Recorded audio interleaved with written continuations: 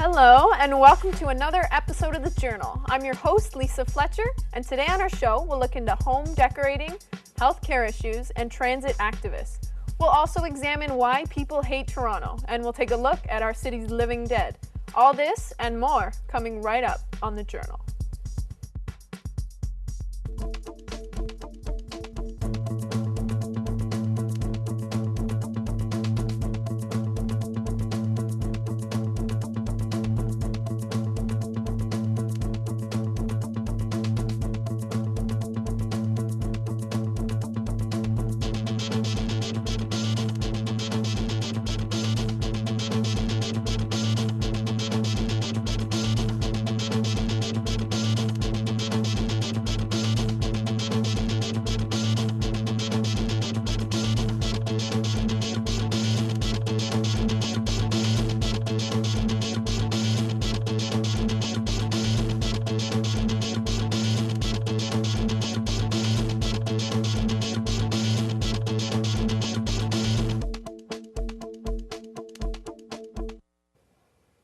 The TTC is a vital part of Toronto. However, the transit system has faced a great deal of challenges. Despite these issues, a group of people have worked together to promote and improve public transit. Toshi Kobayashi reports.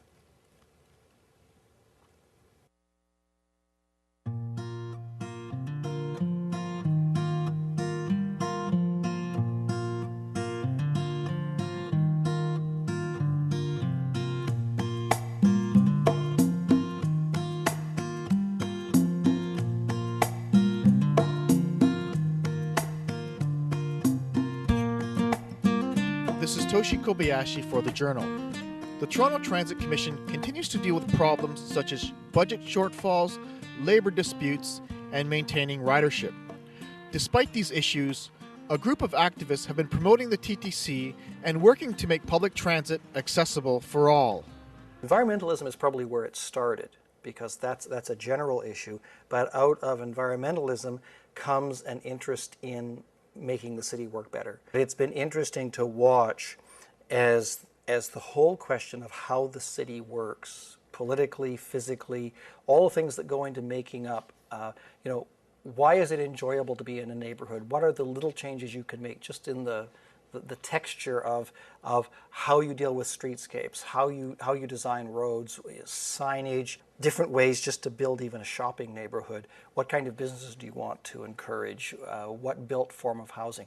All of these different issues being debated by people, and so they're very much more engaged in the city they live in. And it's really great to see. Originally, I had friends making zines, which are like little booklets that you kind of make yourself and photocopy, and I wanted to kind of be involved in that community. And then I just had this idea which I now realize everyone sort of does, they kind of line themselves up when they get on a subway to the escalator of their station they're going to get off at. And so if the escalator is at like the end of the platform at the front of the train, then they'll usually like board right at the front of the train. So when they get off, they're right at the escalator. I thought it would be useful just for myself to have a little guidebook to write those down. And then I decided to kind of make it into, maybe I could make this into a little zine. And so I did the research and I went to all the stations and mapped them out and figured out where the escalators and stairs were in relation to the trains. And I put it all together in this like wallet-sized booklet that people could keep in their wallet. And then I put a website together as well as a companion to the booklet to kind of promote the booklet, and I put it up as a PDF that people could just download so they could make their own little zine out of it. And the website had other like transit trivia, like quirky facts or trivia about stations and stuff like that. I was never like really like an expert on transit. It's just I was kind of interested in the more like quirky side of things. I collected tips through the website and then compiled them all in this other booklet, and then I distributed that as well. S.A.D.s is a transit booster and keen advocate of urban planning issues. He has a regular column called In Transit that appears in the Metro Daily Commute and the National Post.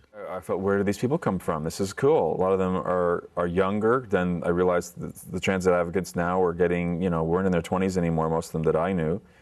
And these people came from the programming side. They came, I mean, what really got them interested was the TDC website, which was like 10 years old at the time, hadn't really been updated. These are people who had a lot of ideas, but not just ideas, but the ability to execute them in their own business, in their own, their own hobbies, whatever, a high level of skill. They tried to offer their input and were rebuffed by a conservative organization. It's just normal. The website had very little budget, the whole department had been downsized several times, that sort of thing.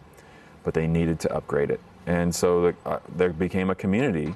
They were involved, but they weren't just critical. They were offering constructive criticism. And if there's a system that just says people show up and they know how to start these discussions, man, that's golden. We had some people from the blogging community approach us that they wanted to see if they could do some online consultation about how to make the TTC webpage better. At the time, actually, we had already issued an RFP, or a request for proposals, to redo the webpage. We pulled back the RFP, waited for the comments to come in from the blog, and incorporated about 95% of those into the RFP as requirements, everything from accessibility issues to how information was communicated, as well as some of the major new functionalities of the webpage. The webpage as we have now is much easier for us to maintain and continue to update. It has a number of new functionalities, including being accessible to people with visual impairments. It also has new rider alerts that come, so for the subway if there are delays. What is coming in the future is e-commerce, being able to buy your passes online, the next bus, so you'll be able to actually watch the buses and see exactly in real time using GPS when your bus or streetcar is set to arrive. And we're also looking at email alerts, where you'll be able to sign up for an alert either on a weekly or monthly basis, or as on a particular route. If there is a delay, you'd be able to get a text message or an actual email about the particular problem. In the wake of continued challenges for the TTC, these transit boosters continue to work to make transit accessible for all Trentonians and keep public transit a priority in the eyes of the public and politicians. Wow, since riding the TTC is something that we all do, it's great that people want to make it a better experience. Whether it's problems with public transit, traffic gridlock, or the general lack of courtesy, there just seems to be something about the city that people can't stand. Reporter Jabins Minoei investigates.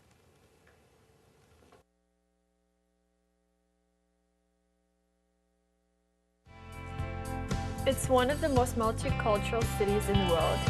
It openly accepts foreign cultures and ethnicities. It's been titled the safest city in Canada. It attracts visitors from around the world. Its population is constantly growing. It holds one of the most famous film festivals in the world. Toronto has a lot to offer. So why do so many Canadians hate it so much?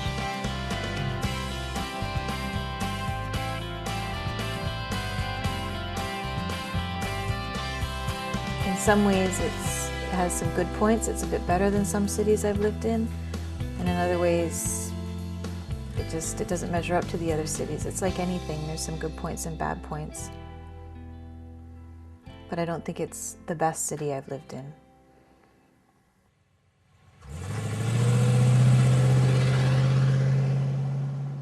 Well, you're saying that people outside of Toronto think this of Torontonians, right? Yeah. That's their problem. It's their assumption. It doesn't mean it's true, right? It's not like they came in here and interviewed everybody and came up with a conclusion. You know, they just want to assume what they assume because of all the attention Toronto's getting. Why I hate it? Well, I don't hate it. It's just I wouldn't raise my children there. It's loud. It's dirty. It's just too busy for me. Too busy. I would go downtown just to go out and have fun, but it just works for once a week. Living there every day, the same thing, and you'll just get tired of it. And I mean, while you're young, I guess it could be fun, but when you get older, you sort of need that peace and quiet. And I don't know a lot of seniors who live downtown.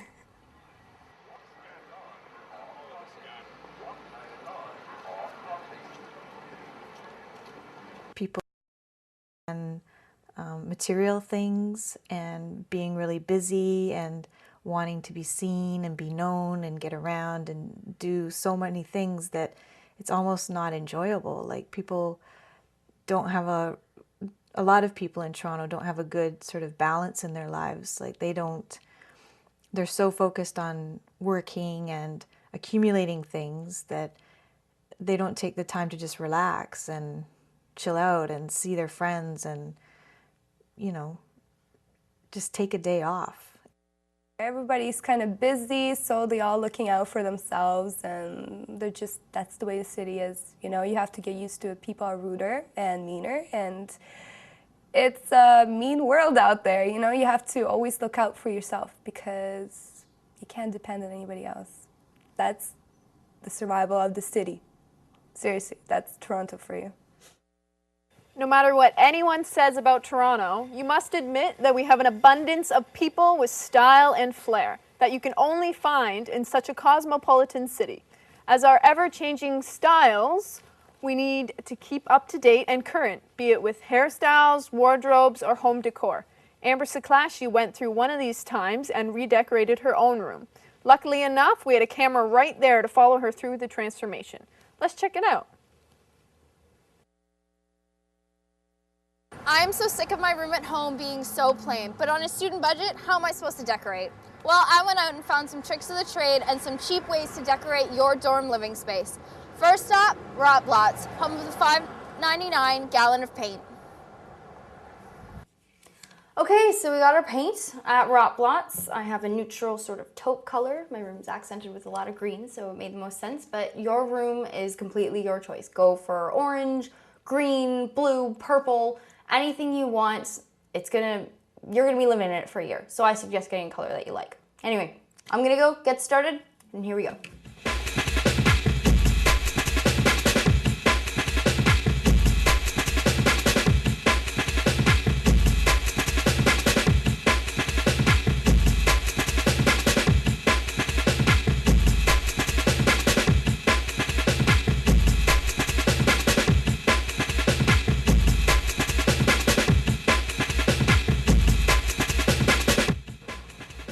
Okay, so I guess we'll pick up everything from the stores we need while this dries.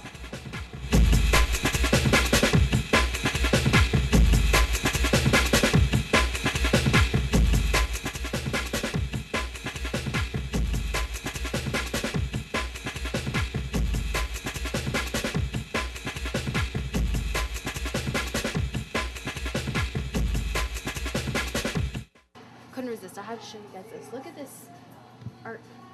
I think it's great, honestly. It's a little bit more modern, and you know what? This is only $12. $12. Not even all that much, but if you want to go a little bit like your basic, they have this Fabian in a bunch of different colors. It's only $6, and you put it up. But however, because I know that you can't put shelving up in all these different dorm rooms, I've got something else to show you. Alright, so this is the shelf we're gonna build. It's the lower brick shelf, only $14.99, so I'm really excited for that, and we'll see what it looks like at home when we put everything else on it, like our boxes. So I know we need to have a lot of storage when we're in college and university, so I went and picked out a couple of these funky boxes. 2 of these boxes, this size, cost about $5. These ones over here cost $8 for 2. So they have a bunch of different sizes and colors, as you can see, the green and the red and the black and white, depending on your style.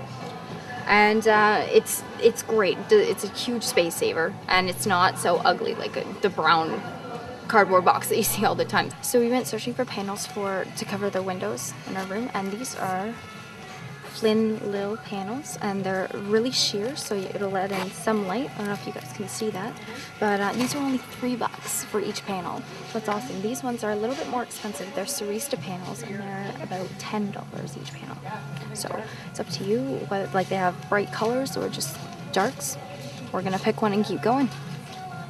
Okay, so I was just in a buck or two, and I went and got myself some tea lights, only 20 for $1, and I also got myself some bright frames.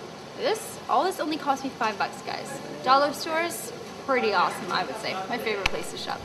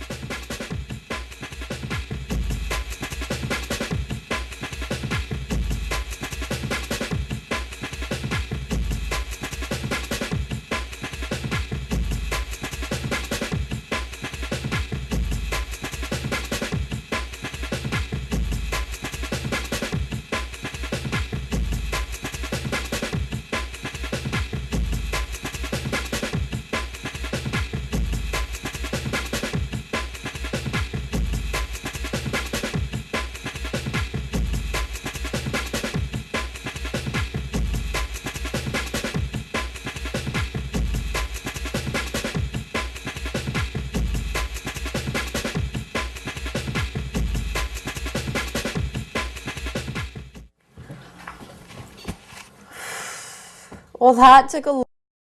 Let's just see how little it all cost. The picture frames cost me $1 each, totaling $5. The panels cost me $12.99 from IKEA. The tea light candles cost me $1.50 for 20.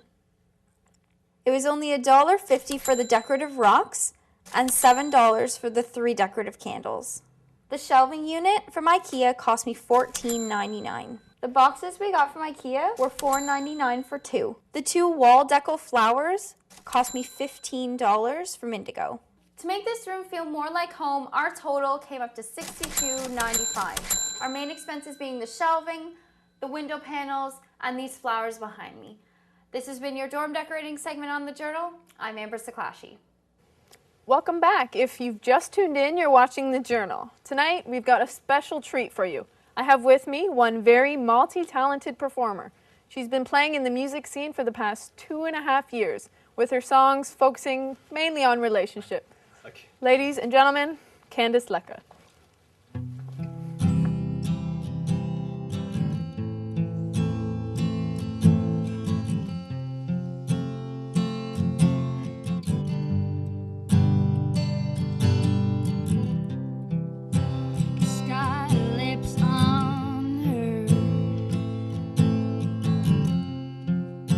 He knows what he wants. The long, sleek brown hair on her. He knows what he wants. And he said goodbye. Yeah, he said goodbye. And he said hello for the first time, and he held her hand. Yeah, he held her hand, and he's now her man, and by her he'll stand, dazzling hazel eyes. He knows what he wants. The way he feels for her will never die, no. He knows what he wants. And he said goodbye. Yeah, he said goodbye. And he said hello for the first time. And he held her hand. Yeah, he held her hand. And he's now her man, and by her he'll stand. When he walks into a room, there's no doubt in his mind that she is the one. As they stand side by side, she's got his heart in her hand. And that's when she realized that he's the one for her. As he stared into her eyes, and he said goodbye. Yeah, he said goodbye. And he said hello for the first time. And he held her hand. Yeah, he held her hand. And he's now her man, and by her he'll stand. Thank you. He knows what he wants. Awesome song. And now for our next clip, Esporlas brings us a story about living with people with disabilities and those who support and care for them. It's definitely not an easy job. It's one that takes a lot of heart and dedication. But for the loving people who give their time, their efforts are always well received. Thanks, Candice. Chris Bartels is a 46-year-old man who was born with Down syndrome. But unlike others, Chris is a high-functioning individual who is capable of basic activities. He's been living under his mom's care, who's also been the closest witness to his growth and development. Down syndrome is a condition that At the moment of conception, when the chromosomes are matching up, there's an extra chromosome. And so that affects a lot of different things with the person when they're born. He's outgoing and sociable, and he's very regimented in some things. Things have to be kind of in order, and if he's expecting someone, they better be on time, because he'll stand at the door for hours waiting, and it's difficult to disappoint him. Like if someone says they're going to do something, they need to do it, because he gets very disappointed.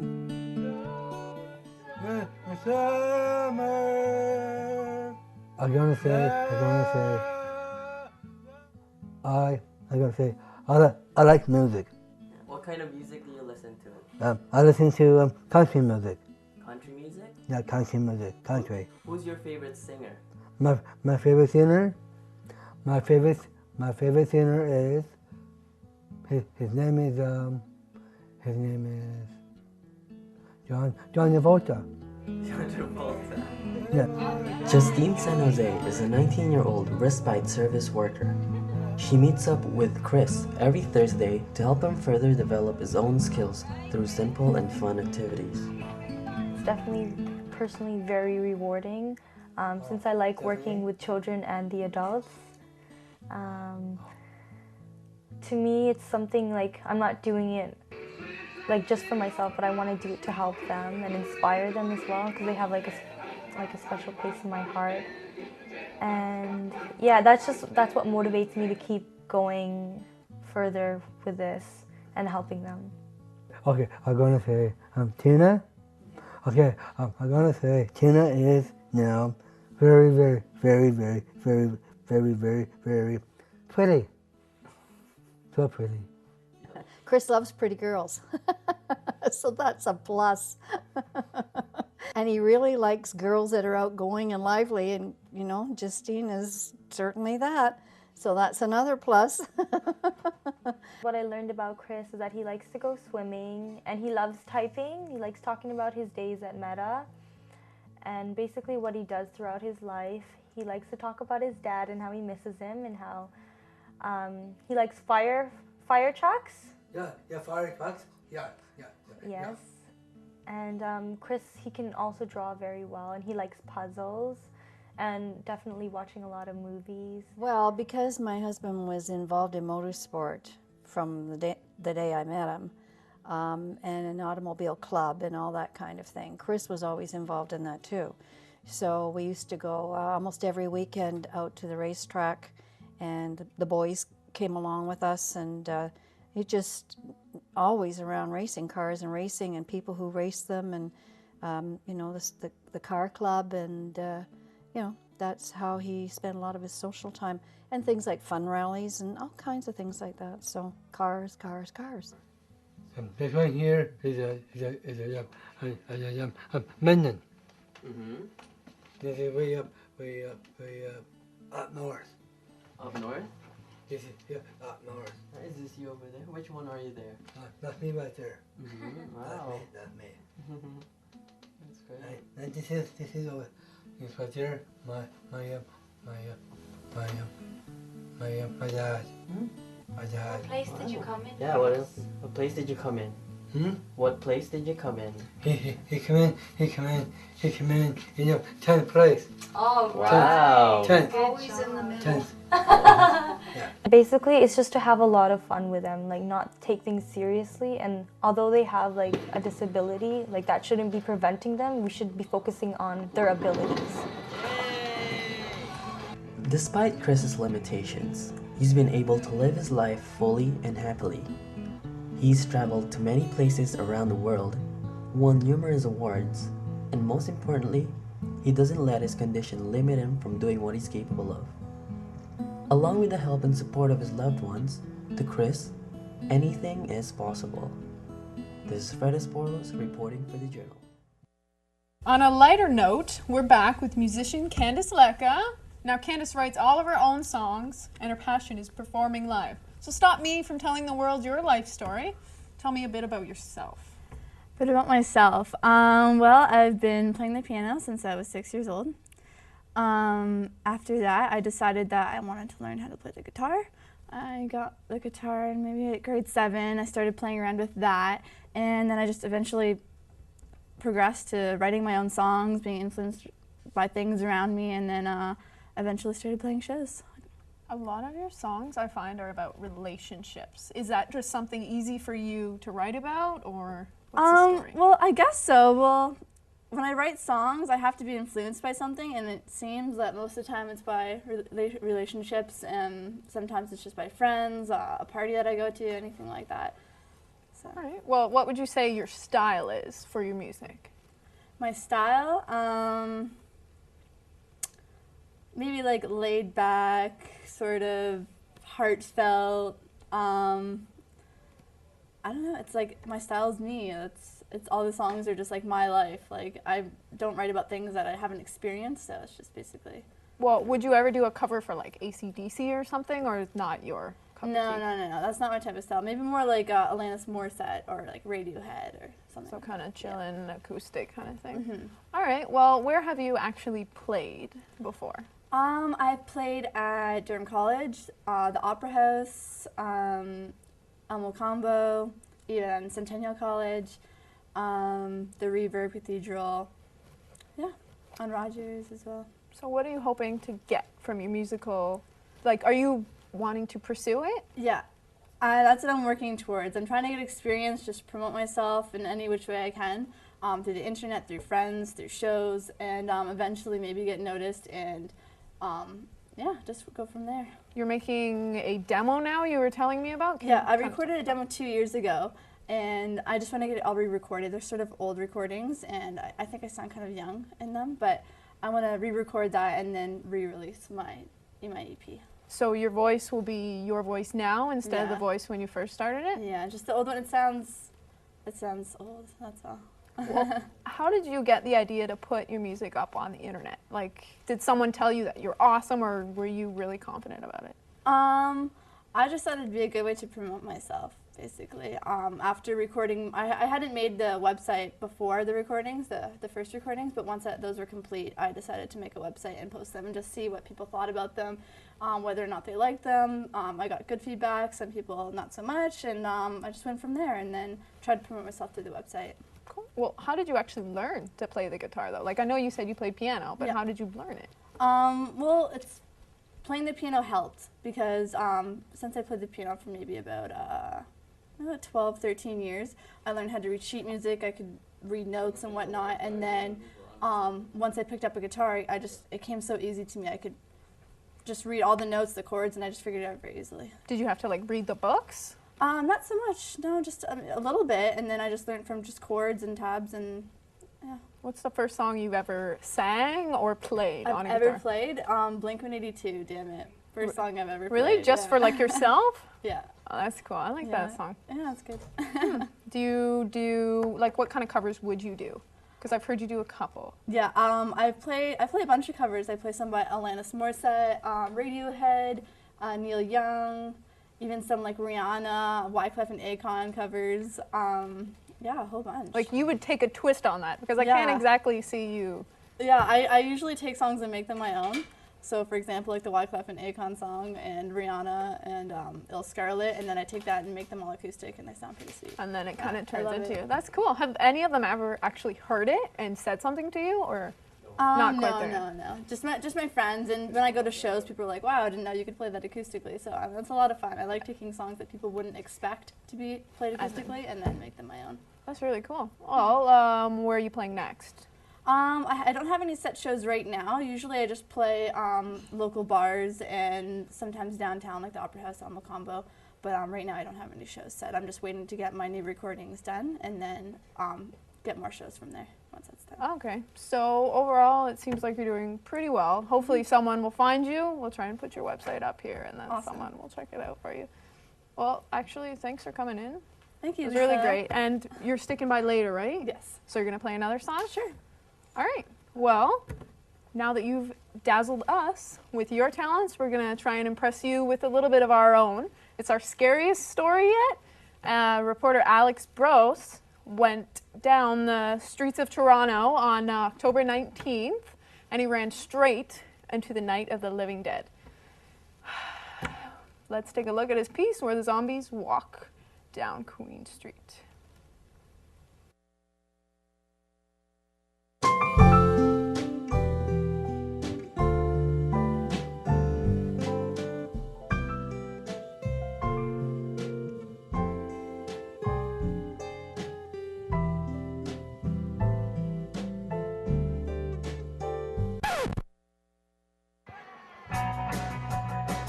I don't wanna see the zombies or see the kangaroo zombies. I just wanna see the zombies in the zombie zoo. And I really like dressing as the dead, and I just found that on Halloween it was like girls in like princess outfits and stuff like that. So, and I like to dress as the dead, and I would always try and get my friends, even though they're horror fans, to dress as the dead.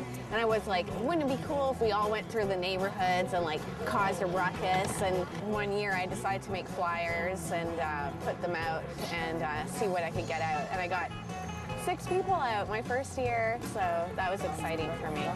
One girl that was on my first walk went to Vancouver, and she started the Vancouver walk, and they were getting 100 people, and I was still getting like maybe 12 to 25, and then it spread kind of around the globe. And now, Toronto, our walk is at, last year the police state that we had 1,100 zombies, so this year maybe up to 3,000. One year we ended at Dundas Square, and it was the Mothers Against Violence rally, and there was a bunch of zombies and a bunch of angry mothers, and but the DJ was quick thinking, and he put on Thriller, and everyone started dancing, and they kind of took it as a joke, and we moved the walk on. There was another time they attacked a streetcar in the 4th or 5th year. Like, I still wasn't getting permits, so we didn't have the police protection out, and there was a few cars that got bloodied up.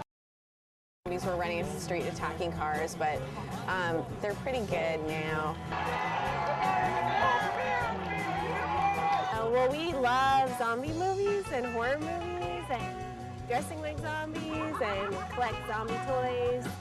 So we really wanted to dress up, and it's my birthday, so this is my birthday present, it's coming to the zombie walk. Dressing up like zombies is massively fun. I wish I could do it every day, but then I'd probably be laughed at. Fake blood and gore, pretty much. It's good and fun, yeah. A lot of people actually call. Yeah. They're just like, oh, is that real? Is that fake? It's like, hopefully it's fake. Like little kids on the Little bus kids, they're like, always ask questions. What is that? It's like my tradition. I love horror, I love special effects makeup, so it works out well. Currently I'm working at a dispatching unit called McKinnon & Bowes. I am an assistant mortician and bomber beautician. Basically I go pick up bodies from hospitals at night, but I go back and wash them up. I'm looking to become a full-time mortician. I eventually want to do coronary work, but that takes years and years of medical school, which I personally don't have the time for. Last year's experience at the Zombie Walk was thrilling, I'd say. I saw all different sorts of people. I saw little girls to old Rasta men, which was really cool. There's lots of different people who show up, actually. Costumes were one thing. Costumes were brilliant. Some people just spend a lot of time making the costume. Lots of effort goes into it for a lot of people, and I think that's really cool. I go to this event to dress up and scare the living daylights out of anyone who passes. Reactions are a part of everyday life, as everyone knows, and some people just have really hilarious reactions to being scared. Seeing the look on people's faces when they see a zombie walking down the street, it's pretty cool. I think it's amazing, you know, this kind of event really brings the town together, and I was actually attacked by a zombie earlier, so there's a chance I may be compromised, and who knows, in an hour, after a few beers, I may become a zombie myself. Actually, this is the off-leash dog park, so I came with my dogs. I knew there was a zombie walk, but I'm surprised how many people are here. I like it, it's fun. Yeah, it's nice how many people are participating, actually. I find the response has been pretty good towards the zombie walk. I mean, more so lately, I think that's because zombies are fairly popular right now. So people are like, hey, it's zombies. Oh my gosh, goodness. We accept zombies now. But at the beginning, people were more scared and they didn't know what was going on. Usually I did it in October, so people were always like, oh, it's some sort of Halloween thing. So maybe they overlooked it a bit, but I never really got any really bad feedback, except for, you know, the police have told me to be careful with my zombies, and at a certain point I did have to start getting permits and stuff like that. We come out and we just make sure that no zombies get hit by cars and stay out of traffic and don't like pound on people's windows and stuff like that. I think the walk has definitely expanded to beyond what I ever even thought it would be. I thought it would be me and maybe 12 friends doing it this every year. And now it's all over the world. There's one in Israel even. So I think that, I don't know, it's overseas, like, it's more than I could ever even imagine right now, but I would like to see, the city of Toronto to see it as an actual event that happens in Toronto that started here. I would like them to just shut down the whole street for me, because that's what I've been trying to get, and I can't seem to get the rights to do that. But I'd like them to see it as a big event like that. Everybody knows it's the So now that we're back with the living, we can enjoy one more song before we finish off the show. Candace is going to play one of her original songs, Quite the Character. For more of her music, be sure to check her out at her website at www.myspace.com/CandaceLecca. I'm your host, Lisa Fletcher, and we'll see you on November 27th for another episode of The Journal. Candace, go ahead. Thank you.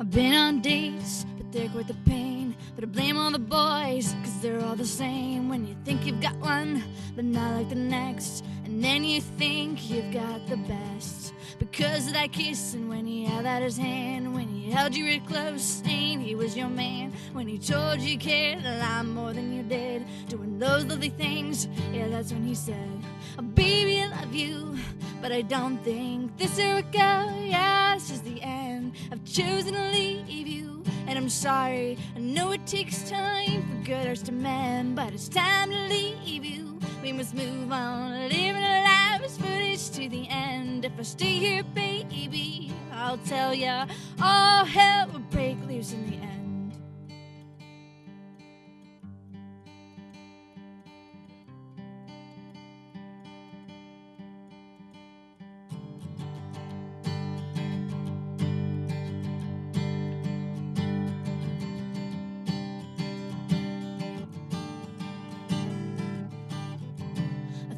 Good, I thought we're fine. Just a little fight here and there, time after time. But I loved you so much that you loved me too. But look at us now, what will we do? I'm missing your hugs and how you held me so tight, and getting to see you night after night, and how we talk on the phone until we'd crawl on our beds until the next day. Yeah, that's when you said, oh, baby, I love you, but I don't think this will go. Yeah, this is the end. I'm choosing to leave you, and I'm sorry. I know it takes time for good hearts to mend, but it's time to leave you. We must move on, living our lives footage to the end. If I stay here, baby, I'll tell ya, all hell will break loose in the end. All hell will break loose in the end.